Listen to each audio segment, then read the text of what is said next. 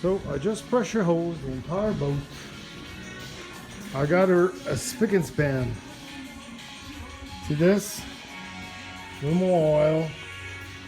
The engine is like you can eat on it now. You clean this up. See that? The engine's like brand new. I got all that oil all gone, all cleaned up. Make life a lot easier.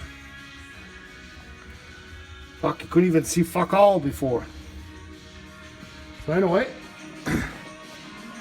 I gotta make sure that we did.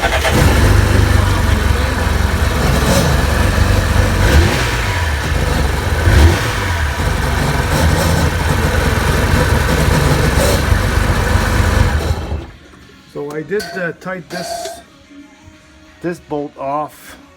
This screw was right loose, so this is all nice and tight now. So I don't know if it's still gonna leak water, but I think this way we'll be able to see if there's any fucking leak from the engine, anything like that.